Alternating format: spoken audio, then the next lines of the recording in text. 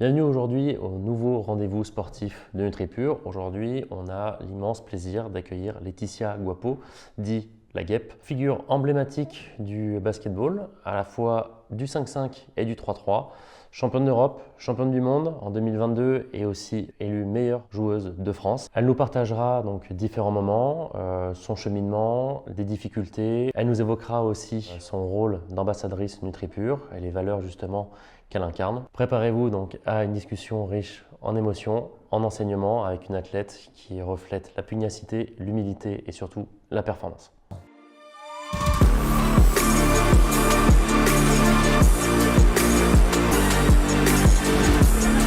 Bienvenue Laetitia, merci d'être venue, merci de ta visite après 3 ans de collaboration avec NutriPure. Moi je voulais commencer avec 2 questions un peu basiques justement.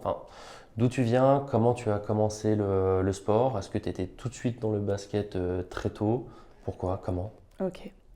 Mais déjà, merci de me recevoir. Je suis contente de venir voir vos locaux. J'ai commencé le basket hyper jeune parce que ma maman faisait du basket, mon papa du foot. Donc, je suis partie vers le basket.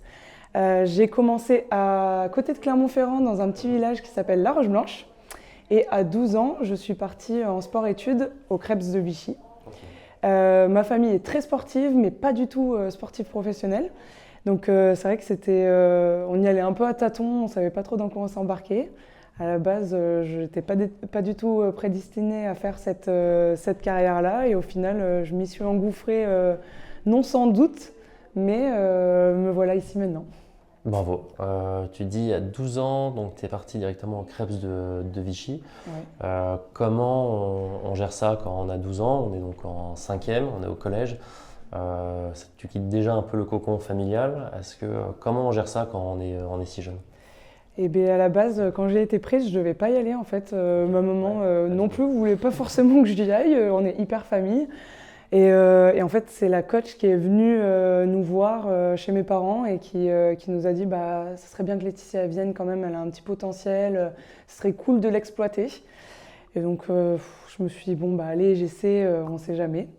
Et puis, on ne sait jamais a fait que à chaque fois, les on ne sait jamais, on pousse un petit peu, on dépasse ses limites, on essaie de repousser un petit peu à chaque fois. Et en fait, après, on intègre l'INSEP, on se dit, ça commence à devenir sérieux, mais toujours dans l'idée de faire mes études en parallèle et d'adorer ce que je vis et de kiffer en fait faire du basket. D'accord, c'était vraiment un à côté. Et si le coach n'était pas venu directement chez toi, potentiellement, tu n'aurais jamais continué le basket. Enfin, j'aurais continué, mais dans mon petit village, voilà, ça m'allait très bien. Voilà, ouais, carrément. C'est trop beau. Ouais. Là, il y a eu quand même déjà une très grande carrière avec plusieurs titres. Championne d'Europe, championne du monde en 2022. La même année, meilleure joueuse de France et numéro 1 aussi mondiale. C'est ça? Ouais. La numéro 1 mondiale, c'était en 2019. Mais ouais, 2022, du coup, championne d'Europe, championne du monde. Et le trophée Alain Gilles qui récompense le meilleur et la meilleure basketteuse de l'année. Donc ouais, c'était une année remplie. Est-ce que tu aurais pu croire ça, justement, quand Laetitia a 12 ans, de voir des athlètes justement qui avaient déjà ce palmarès quand toi tu avais cet âge-là? Est-ce que tu te disais potentiellement ça pourrait être moi, ou est-ce que tiens, un jour je serais peut-être là-bas? Alors non, je me disais pas du tout ça. Je me rappelle, je prends tout le temps cet exemple, mais je me rappelle en 2008, quand je regardais les Jeux Olympiques, je me disais, waouh, ça doit être incroyable d'être à leur place, mais justement d'être à leur place à tous les athlètes, quoi. Je me disais pas que je pourrais faire ça dans le basket. Et justement, 2008, c'est l'année où je rentre au Pôle Espoir de Vichy.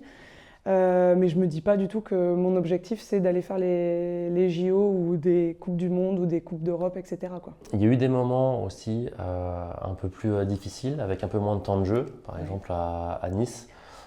Comment on gère ça, ou au moment où on est un peu dans le creux de la vague?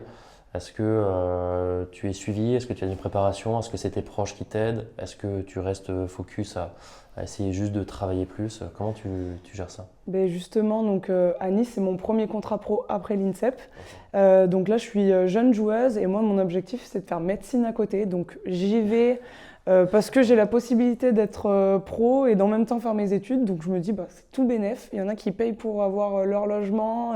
Enfin, les parents, ils sont obligés d'aligner, alors que moi, bah, je pouvais, grâce à mon contrat de basketteuse, me payer le loyer à Nice, manger tranquille et faire mes études à côté. Donc c'était vraiment tout bénef. Tout cumulé. Médecine.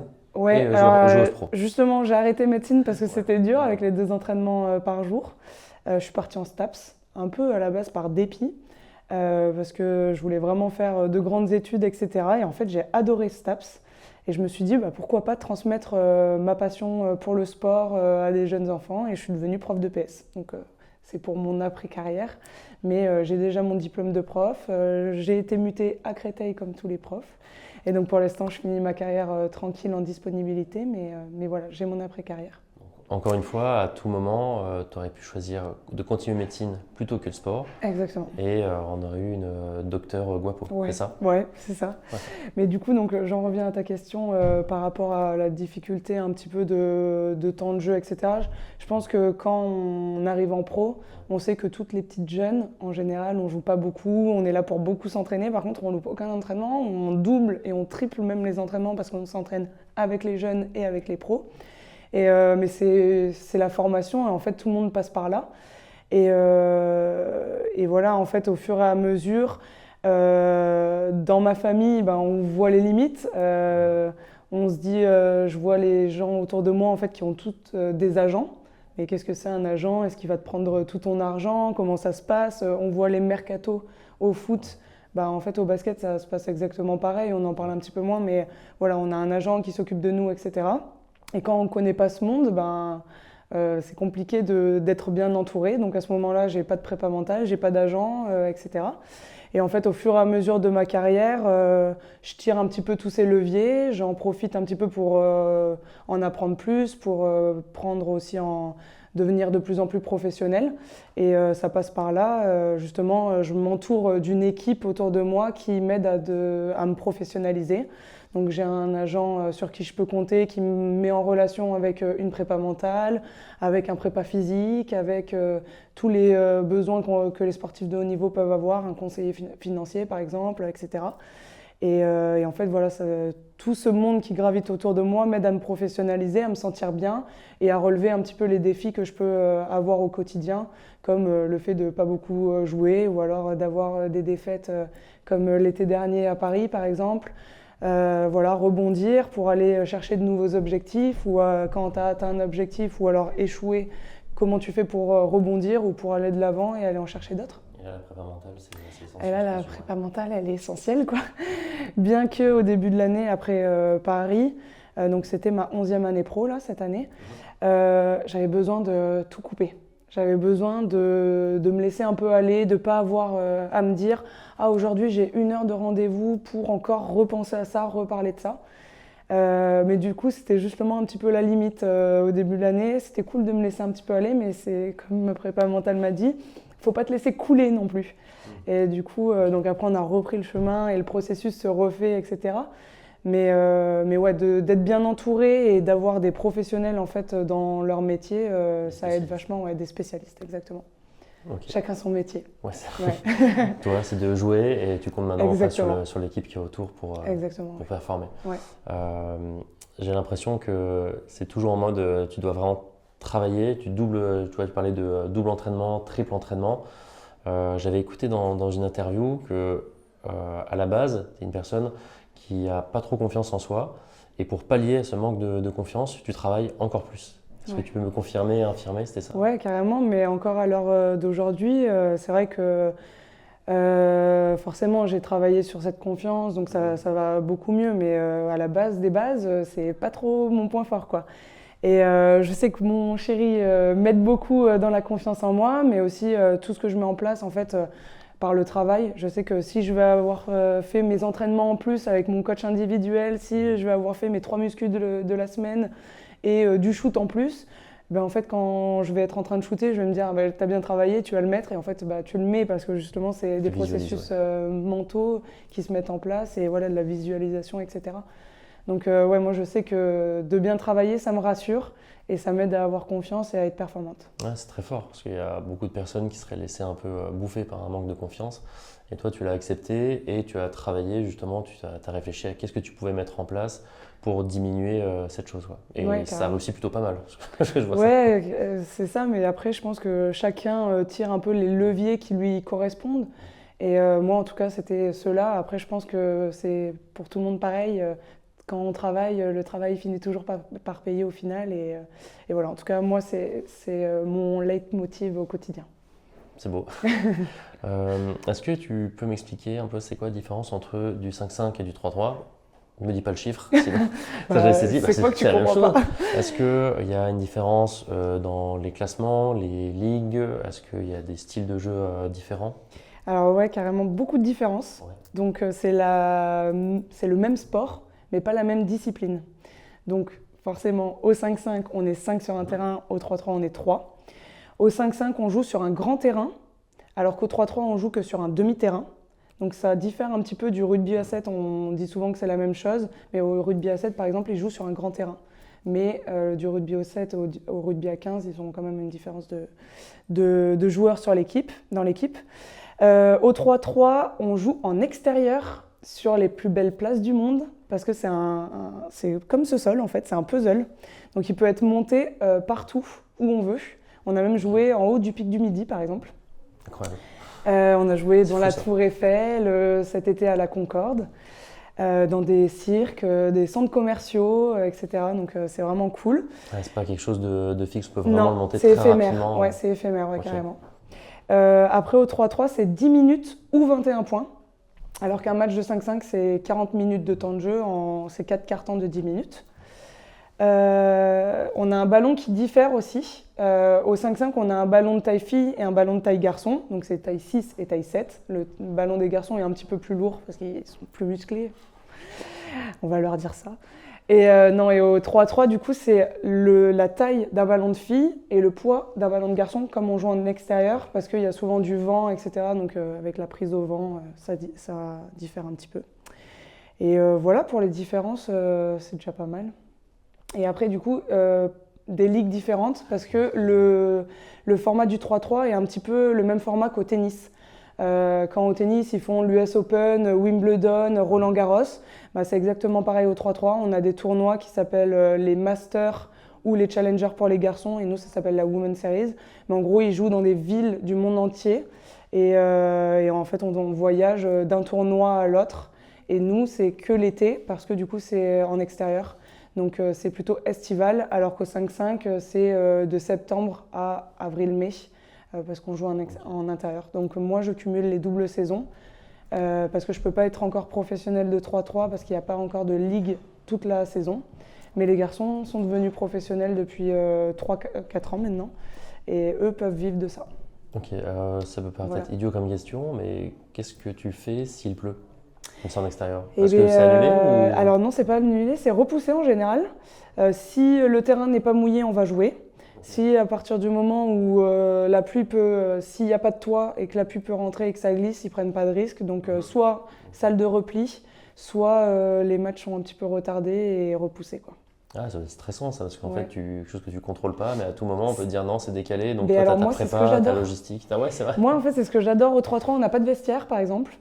On s'échauffe, des fois, je prends toujours cet exemple. Coupe du Monde 2022, non, Coupe d'Europe 2022, quand on gagne, on est en finale de la Coupe d'Europe en Autriche. Et en fait, il n'y a pas de terrain d'échauffement. Donc, on s'échauffe dans un parc dehors, comme si on s'échauffait sur le parking, là. Et en fait, il fait nuit noire parce qu'il est 22h et que la finale se joue à 22h30. Et ben non, il y a une chaîne de télé qui nous filmait à ce moment-là. Donc, c'était avec le flash de la caméra de la chaîne de télé qu'on pouvait voir où on mettait les pieds. Et en fait, c'est ce qui est fou au 3-3, mais c'est ce qui est encore bien parce qu'on est hyper... on s'adapte, ouais, voilà, terre à terre, on n'est pas dans les chichis, c'est un peu la castagne, repousser ses limites. Et voilà, c'est aussi la différence avec le 5-5, c'est que les contacts sont plus intenses, plus durs. Les matchs, c'est que 10 minutes, mais clairement, en 10 minutes, on est amorphe. Et en fait, comme on n'est que 3 plus 1 avec qui on tourne tout le temps, en fait, il n'y a pas de titulaire remplaçante. On est complètement morte. Des fois, on se bat pour être remplaçante au moment où il faut qu'on change, quoi, parce qu'on est tous morts, quoi. Donc on peut mettre beaucoup plus d'impact sur du 3-3. Exactement. Ouais, c'est ça. Les arbitres sifflent un petit peu moins. Il y avait une devise un petit peu avant, c'était pas de sang, pas de faute. Bon, et maintenant, ils essaient de réguler un peu. Les contextes sont un petit peu plus sifflés, ça vient d'où? etc. Est-ce que c'est juste une habitude historique ou est-ce que dans les règlements, ils sont plus souples? Ouais, je pense ça vient. Donc le basket 3-3 vient du basket de rue à la base. Donc je pense que oui, ça s'est fait un peu avec ça. Au basket de rue, il n'y a pas d'arbitre. Et en fait, donc là, c'était le maître mot était un peu laissé jouer pour avoir du spectacle. Bon, maintenant, quand la faute est vraiment abusée, il siffle quand même, quoi. Ok, comme des limites, voilà, quoi. Ouais. Ok, ça je ne savais pas, ça m'intéresse. Voilà. Avec Franck, qui est juste là, vous avez mis en place justement des camps de 3-3. Comment c'est né? Est-ce qu'il y a eu un constat au début justement que ça n'existait pas ou est-ce que c'était vraiment une envie personnelle? Comment est née l'idée? Ouais, le 3-3 est quand même une discipline quand même très nouvelle. La première Coupe du Monde a eu lieu en 2012. Donc on est à 13 ans après. Il n'y a pas encore de ligue de 3-3 à proprement dite toute l'année. La fédération a lancé une ligue d'été aussi. Mais voilà, pour l'instant, quand on fait du basket au début, quand on rentre dans notre club, on fait du basket 5-5. Et on voit souvent que dans les petits clubs, il n'y a pas assez de joueuses et joueurs pour s'entraîner toute la semaine en faisant du 5 contre 5. Donc en fait, ils font du 3 contre 3, un peu déguisé parce que ce n'est pas forcément les vraies règles du 3 contre 3. Et en fait, nous, notre objectif, c'est de créer un peu un vivier de joueuses et joueurs qui pourront intégrer les futures équipes de France, les futures équipes pro, et continuer en fait de développer le 3-3 qui nous donne tant et qu'on aime tant, quoi. Donc voilà, moi, mon but à la base, c'est d'être professionnelle de 3-3. Mais je pense qu'en tant qu'un petit peu ambassadrice de la discipline, et avec Franck, on était tous les deux les numéros 1 français quand on a lancé le camp, on se devait un petit peu de lancer un peu le truc aussi. Donc voilà, et développer la chose. Et donc par ce camp, on espère pouvoir faire ça. Donc on a fait 2 éditions à Anglette et là, on lance la 3e édition toujours à Anglette. Donc là, c'est pour la partie plus élite, où on sélectionne les joueuses et joueurs. C'est très important que ça soit paritaire et mixte.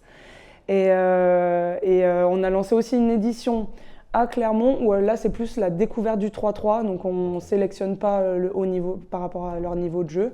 Tout le monde a le droit de venir et tout le monde peut venir se faire plaisir au 3-3 et découvrir la discipline. Est-ce que j'avais demandé s'il y avait des sélections justement pour entrer justement dans votre camp ou Dans le camp d'Anglette, on fait attention au niveau parce qu'en fait, on prend 12 filles et 12 garçons. Et en fait, quand il y a une fille qui est un petit peu en dessous des autres, déjà, elle passe une semaine pourrie parce qu'elle en chie. Et les autres ne veulent pas se mettre avec elle, par exemple, ou inversement pour un garçon.